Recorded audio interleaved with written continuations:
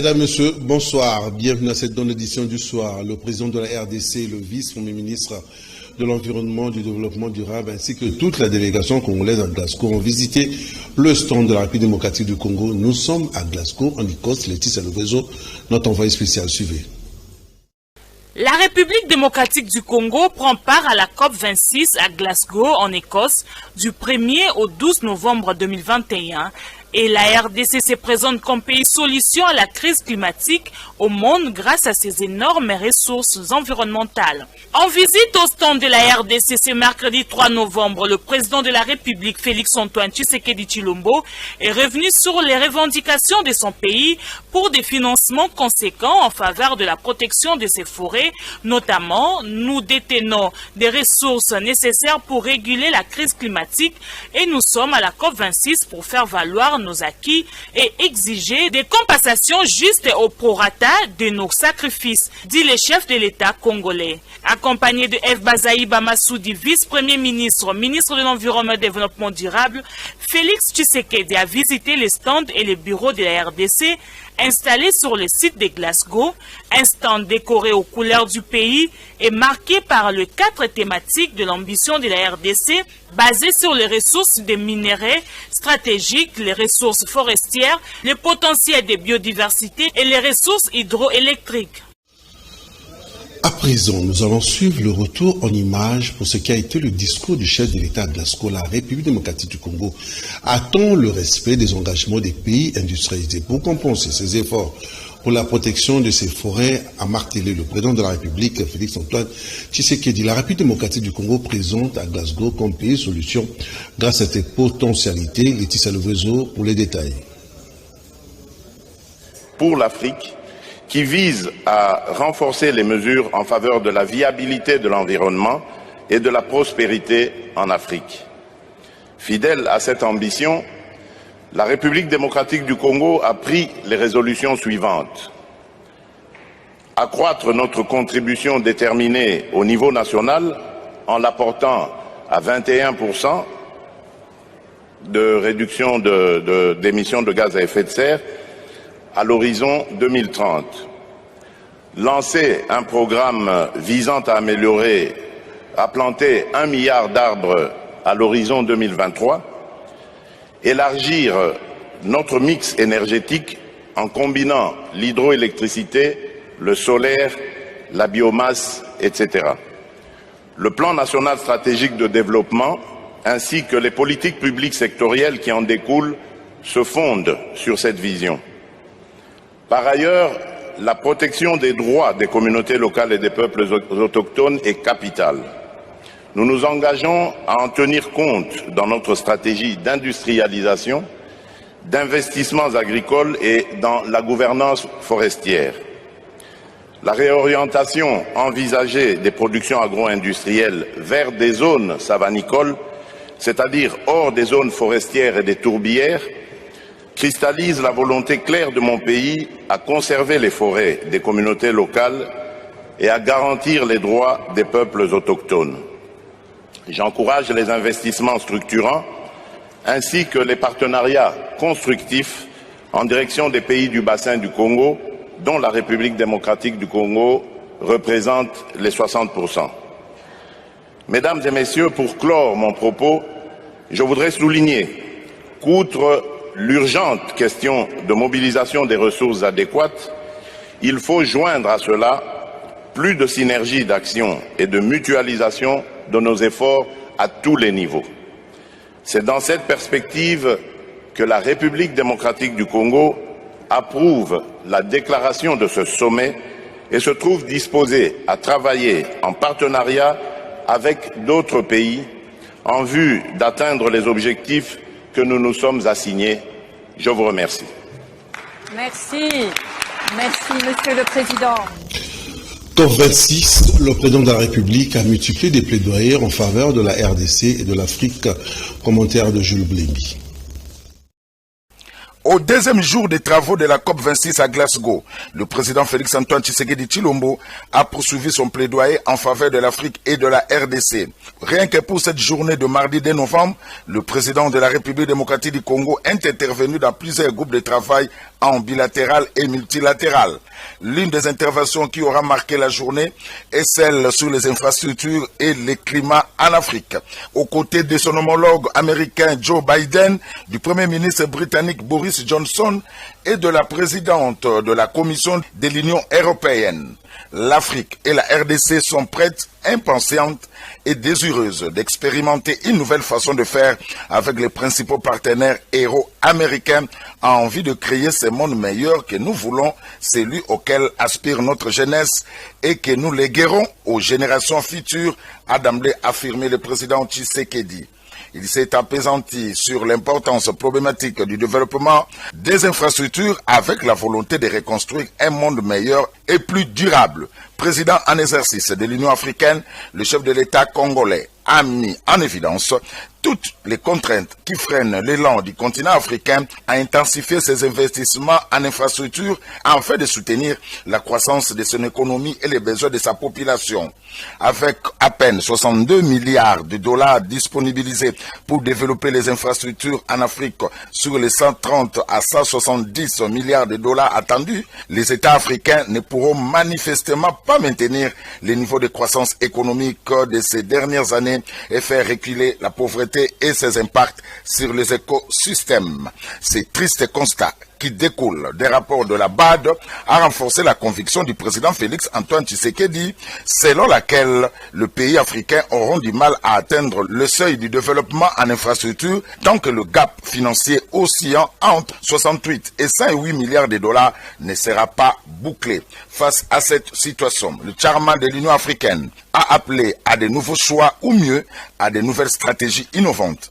Dans un contexte caractérisé par la lassitude des donateurs et l'augmentation des niveaux d'endettement dans les pays les plus exposés, il nous faut trouver de nouvelles approches, a-t-il martelé. Restons toujours dans ce chapitre au COP26 à Glasgow, la République démocratique du Congo au cœur de tous les enjeux. C'est en ce terme que Félix Tshisekedi s'est exprimé devant ses homologues. Jules Blémy pour les détails. Suivez.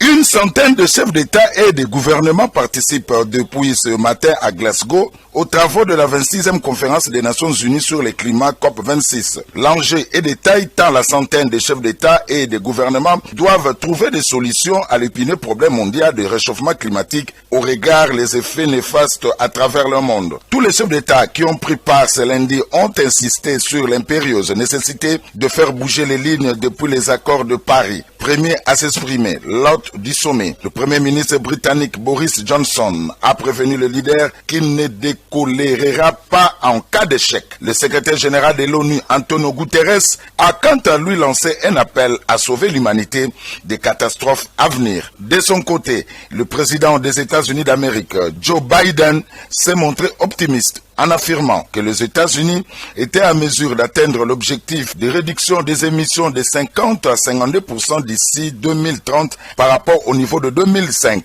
Pour sa part, le président français Emmanuel Macron a appelé à retrouver l'ambition de 1,5 degré de température d'ici la fin du siècle avant d'éviter les plus gros pays émetteurs dont les stratégies nationales ne sont pas conformes avec l'objectif à rehausser leur ambition dans les 15 jours qui viennent. Parmi les allocutions attendues à la tribune de Glasgow figure le discours du président Félix-Antoine Tshisekedi Tshilombo. Ce mardi 2 novembre, en sa double qualité de président de la République démocratique du Congo et président en exercice de l'Union africaine, Félix-Antoine Tshisekedi Tshilombo va s'exprimer devant ses pairs pour démontrer que la RDC est un pays solution à la crise climatique. En effet, avec son massif forestier et ses réserves en tourbière, la forêt équatoriale est le poumon mondial. Le président de la République démocratique du Congo va à coup sûr rappeler à ses homologues dirigeants que la RDC attend une compensation à la hauteur des enjeux mondiaux. À Glasgow, le président Tshisekedi ne manquera pas d'exposer l'énorme potentiel énergétique du Grand Inga, un grand projet qui n'attend que le démarrage des travaux a envie d'alimenter une bonne partie du continent. Comme à Rome, le président Félix-Antoine Tshisekedi Tshilombo sera le porte-voix du continent africain. L'Afrique continue d'attendre la matérialisation des accords de Paris et compenser à juste titre les continents qui restent moins pollués mais pourvoyeuses de la solution.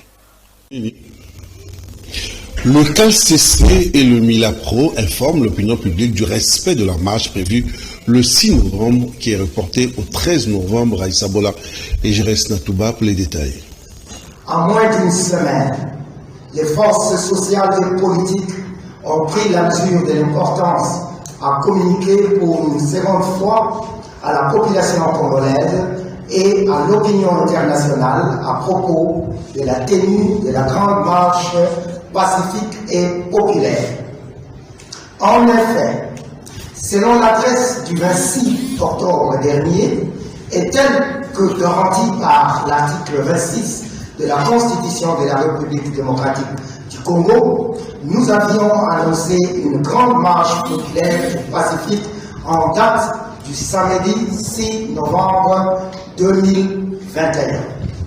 Malheureusement, quelle n'a pas été notre indignation d'apprendre que d'autres organisations, avec l'intention manifeste de nuire, ont organisé en même date une marche sur toute l'étendue de la ville de Kinshasa. Face à une telle adversité et dans la recherche de la paix, alors que la volonté populaire sera exprimée, nous avons décidé de décaler d'une semaine la tenue de cet événement d'envergure nationale. Nous demandons ainsi à toute la population déjà mobilisée à ne surtout pas céder à la provocation.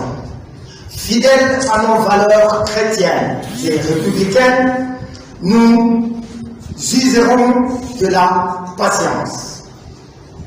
La grande marche pacifique et populaire aura bel et bien lieu, mais le samedi 13 novembre 2021.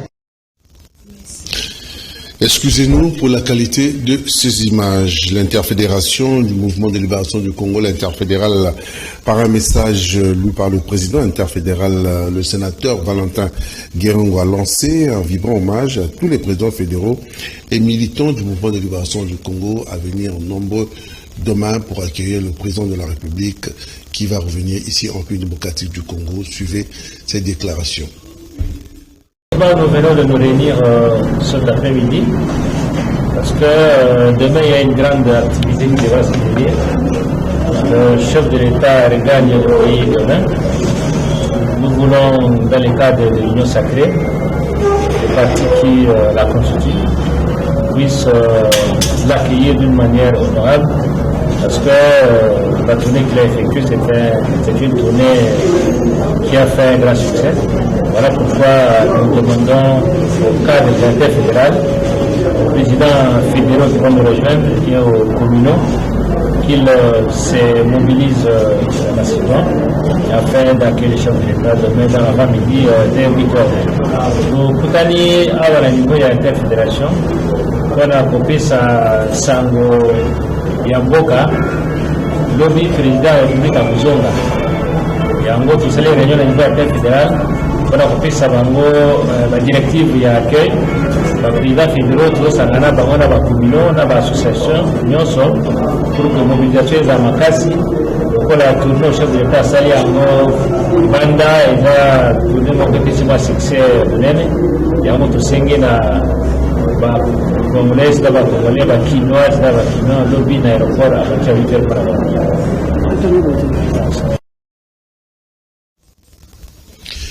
La lutte contre l'exploitation, la vente et la sortie des minéraux des pays membres de la CIRGL, ainsi que la certification de ces minéraux par les pays de la sous-région est au centre de l'audience que la ministre des Mines, Antoinette Samba Kalamba, a accordée aux experts miniers de la République démocratique du Congo, venus présenter à la ministre des Mines le rapport de la rencontre en vidéoconférence de représentants des pays membres réunis au sujet dans le cadre de la CIRGL. Alain Oka pour les détails. Les experts congolais des mines ont été reçus ce mardi 2 novembre 2021 par la ministre des Mines Antoinette Samba Kalambayi dans son cabinet de travail. Ces experts miniers sont venus présenter les rapports de la réunion en vidéoconférence des pays membres de la CIRGL qui disposent, exploitent et vendent les minerais dans le but d'harmoniser les stratégies de lutte contre l'exploitation, la vente et la sortie illégale des minerais à travers les pays membres sans que ces ressources minérales ne soient certifiées et envie de permettre à la ministre des Mines Antoinette Samba Kalambayi de défendre les cas des minerais de la RDC lors de la rencontre des ministres des Mines des pays de la CIRGL. Il y a un certain nombre de résolutions et recommandations qui ont été formulées. C'est en perspective de la réunion des ministres en charge des mines de la sous-région, présenter à Madame la ministre ces recommandations et la préparer en conséquence sur la réunion à venir des ministres en charge des mines. S'il y aura des échanges commerciaux tels que le souhaite la sous-région, on va que cela se fasse entre États. Présent à cette audience et en sa qualité de participant à la réunion en vidéoconférence de la CIRGL au sujet des mines, le directeur de cabinet adjoint de la ministre des Mines, Michel Kibonge, a martelé sur la vision de la ministre des Mines de voir la RDC se doter pas seulement des marchés locaux des minerais, mais également des raffineries pour le traitement de ces ressources naturelles. L'objectif de son excellence, Madame la ministre des Mines, et que les minerais soient effectivement traités à l'intérieur de notre pays. Donc, tous ces tours qu'il est en train de faire tantôt à Dubaï, tantôt à l'extérieur du pays, effectivement, c'est dans le cadre d'attirer les investisseurs pour venir avec les usines de traitement ici chez nous en RDC. Lors de la réunion en vidéoconférence, les experts miniers congolais ont demandé à leurs collègues d'autres pays membres de la CIRGL de respecter certaines modalités dans la lutte contre l'exploitation, la vente et la sortie illégale des minerais non certifiés par les pays membres de la sous-région. La République démocratique du Congo s'apprête à accueillir le forum d'affaires qui devra booster les opportunités devant favoriser le marché des véhicules électriques eu égard à son potentiel en cobalt, en lithium. Ces assises baptisées DRC Africa Business Forum vont inaugurer d'autres paradigmes de gestion. Et principalement dans la joint venture, le ministre de l'Industrie, Julien Paluku, a au cours d'une conférence de presse donné quelques précisions quant à ce compte rendu par Jean Pinjodi sur les images de Pidgou Kizaza.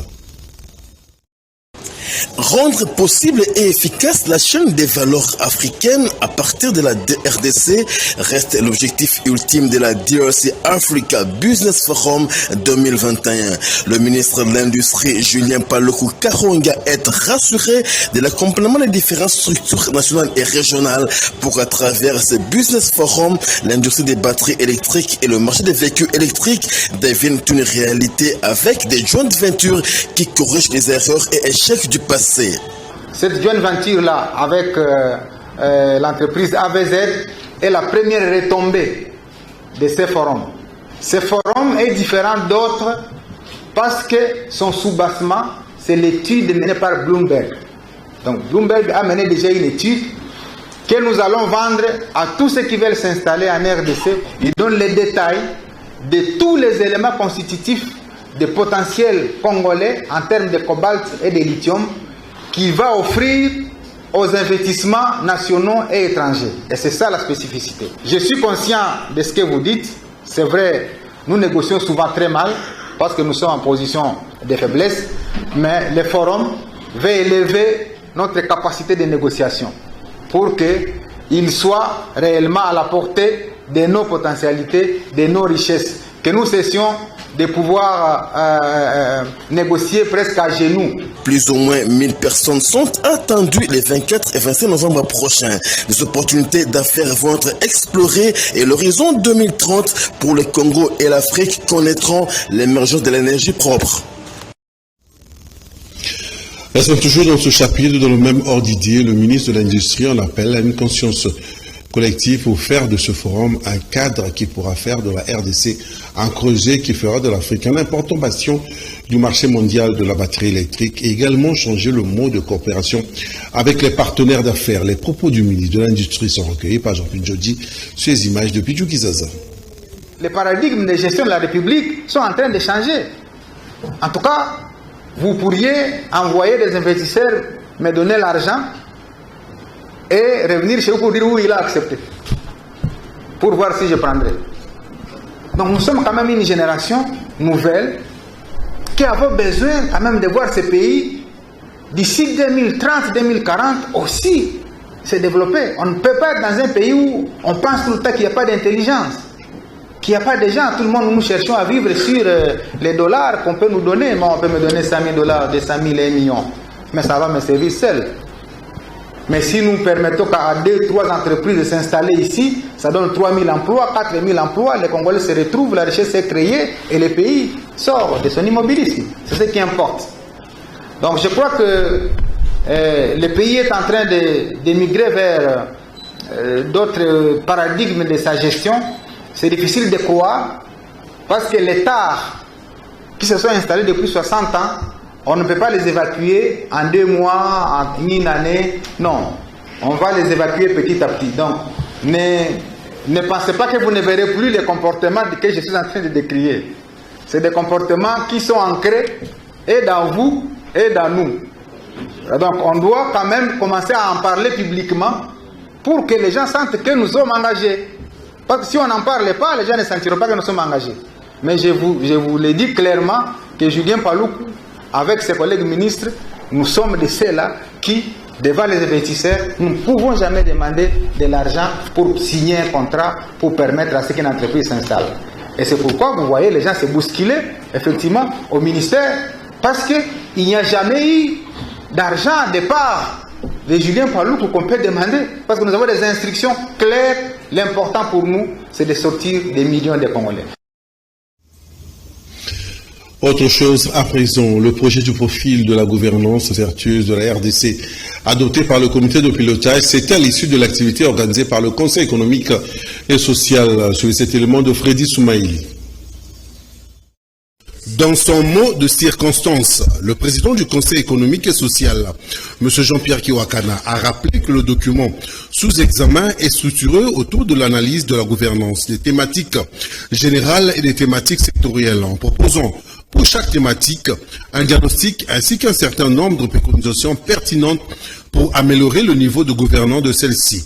Pour le Conseil économique et social, ce travail constitue une boussole indispensable pour la navigation du pays, une boussole en panne pour nous amener vers une destination inconnue et incertaine. À cette occasion, le Conseil économique et social a, par la bouche de son président, plaidé pour la mise en place de l'Observatoire de la bonne gouvernance, cadre qui guidera le pays dans sa marche vers un mode de gestion qui lui permettra de répondre sa position de géant au centre de l'Afrique, tout en assurant à tous les citoyens un accès satisfaisant aux services de base et une qualité de vie en cohérence avec ses richesses naturelles. La RDC est aujourd'hui engagée dans l'amélioration progressive de sa gouvernance sur cette voie d'une façon inexorable, grâce à la volonté de son Excellence, Monsieur le Président de la République et chef de l'État, qui tient à améliorer la gestion des finances publiques ainsi que le social de la population. Donc, les réformes nous ont conduit pour atteindre une meilleure gouvernance économique et avec un suivi permanent de progrès économique et social, doivent commencer par le nettoyage et la mise en cohérence des lois et règlements qui souffrent d'inapplication et de violations régulières. Le développement socio-économique constitue le meilleur indicateur global de la qualité de la gouvernance en place, c'est-à-dire de l'efficacité avec laquelle les institutions responsables gèrent les ressources, les hommes et les destins du pays. Le Conseil économique et social a exprimé le vœu du Sénat de voir les travaux de ce comité de pilotage validés et mis en application pour le bien-être de la nation congolaise. Après ces interventions, les participants ont tour à tour pris la parole pour proposer des améliorations sur les différentes thématiques contenues dans le document de base. La réouverture du 3e cycle en didactique des disciplines, le démantèlement d'un réseau mafieux des bordereaux parallèles et l'acquisition d'un terrain Menkao pour l'extension de l'ISP Gombe figurent parmi les faits saillants de l'année académique 2021 évoqués par la directrice générale de l'Institut supérieur pédagogique de la Gombe lors d'une cérémonie de clôture de l'année en collation des grades académiques clavier à la Diakou pour le compte rendu suivi. Réputé au lieu du savoir, l'Institut supérieur pédagogique de la Gombe n'a pas dérogé à sa tradition de respecter les calendriers élaborés par le ministère s'agissant de l'année académique 2020-2021. Le samedi 30 octobre a été la date butoir pour l'organisation de la double cérémonie de collation de grades et clôture de l'année académique. En première session, 505 licenciés et gradués en pédagogie appliquée ont été appelés à se démarquer sur le marché d'emploi. Félicitant le ministre des tutelles pour sa détermination de redorer l'image ternie de l'université congolaise, la directrice générale de l'ISP Gombe, professeur Emilienne Akonga Edumbe, a dans son discours de circonstances mis un accent particulier sur la bonne gouvernance académique, administrative et financière. Sur le plan académique, la directrice générale a fait mention de l'arrêté ministériel du 16 août 2021 consacré à la réouverture du 3e cycle en didactique des disciplines. Et c'est après une mission de contrôle de conformité menée 2 mois avant sous la conduite rigoureuse du président du conseil d'administration des instituts supérieurs pédagogiques, le professeur Boura Poulounio. Dans la gouvernance financière, le comité de gestion a gagné le pari de démanteler les réseaux mafieux des faux bordereaux. Pour endiguer ces phénomènes de bordereaux parallèles, plusieurs nouveaux mécanismes ont été mis en place, entre autres la restructuration de la cellule de gestion, a insisté la directrice générale Emilienne Akonga Edumbe. Quant au secteur administratif, hormis l'amélioration des conditions de travail du personnel, un des faits saillants de l'année 2020-2021 aura été l'adoption du projet d'extension de l'ISP Gombe vers les districts de la Tchangou par l'acquisition d'un terrain de 21 hectares à Menkao. L'on compte à présent un bon bout de temps qu'une partie de la population de l'Antélé, plus précisément ceux de l'entrée Nganda, se souffrent considérablement de la pénurie d'eau. De ce fait, ils en appellent à l'implication des autorités compétentes de leur régulariser ces situations qui règnent depuis la création de ce recoin de l'Antélé. Israël Mpoui et Pichoukizaza pour les détails. La commune de l'Antélé, plus précisément à l'entrée Ngaba-Cessé, le constat reste amer. La population de ce coin de la ville, province de Kinshasa, n'a pas accès à l'eau potable. La pénurie est considérablement remarquée. Malgré les bonnes urbanisations, les routes asphaltées, les habitants déplorent pendant plusieurs années que les tuyaux de la régie des eaux ne soient pas arrivés à cet endroit.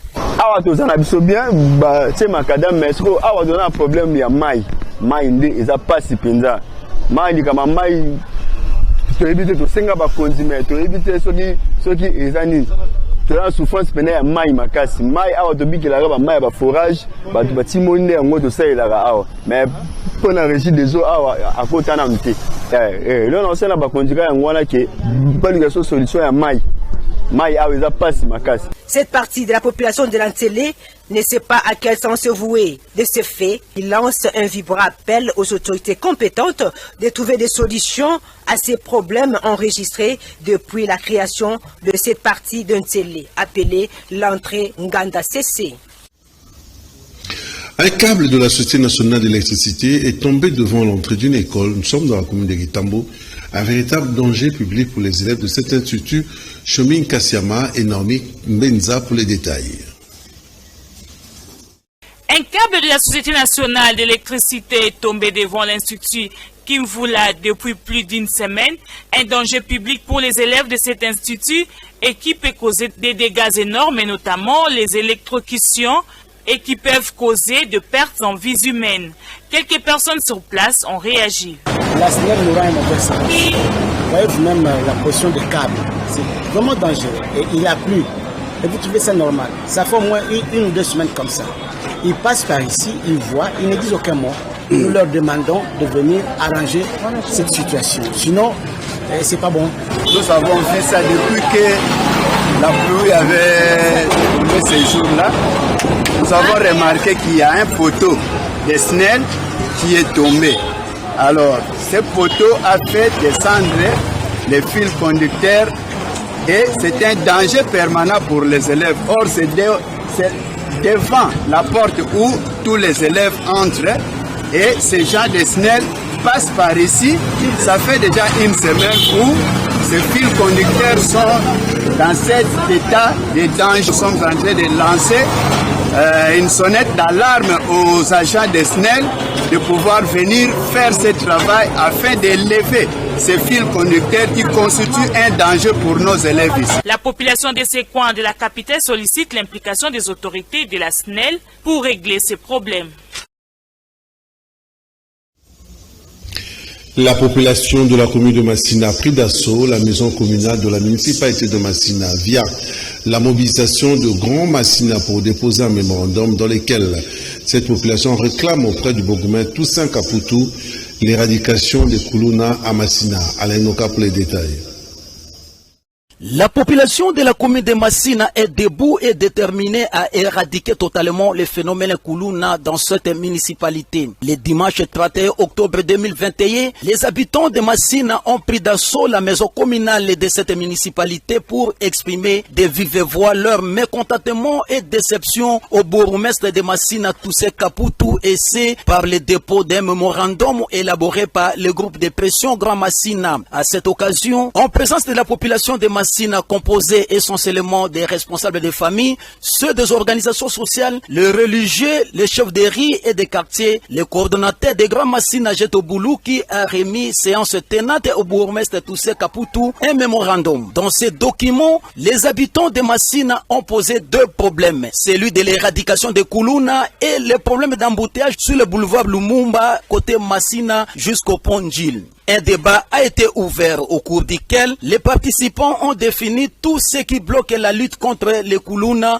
Tout le monde a chargé les éléments de la police nationale congolaise de collaborer avec les Koulouna. Sur ce, les participants à cette rencontre citoyenne ont demandé au bourgmestre de Massina pour faire rapport à la hiérarchie de la police nationale de remplacer l'équipe actuelle basée à Massina. Ce qui nous a amené à ces recommandations-là, que nous avons transmis, en fait, ce sont les désidérates de la population que nous avons déposés aujourd'hui solennellement en présence de cette population bien représentée entre les mains du bourgmestre sur le phénomène Koulouna chez nous et sur les embouteillages que nous connaissons. Alors par rapport à cela, nous avons pu responsabiliser l'autorité et nous responsabiliser nous-mêmes aussi. À l'occasion de la rencontre de la population de Massina avec son bourgmestre, cette population a posé également la problématique de la rétrocession des fonds des marchés de la liberté, que Massina ne bénéficie de rien. Ainsi s'achève cette grande édition, coordonnée par Laetitia Louvezo, Serge Makosso était à la réalisation, Freddy Takidi à la caméra. L'info continue sur la chaîne YouTube de Kanakin Télévision. Moi, je vous dis bye bye. La rediffusion, c'est à minuit. Et puis demain, jeudi à 7h, tout de suite sur la même chaîne, Kanakin, la télé-vérité.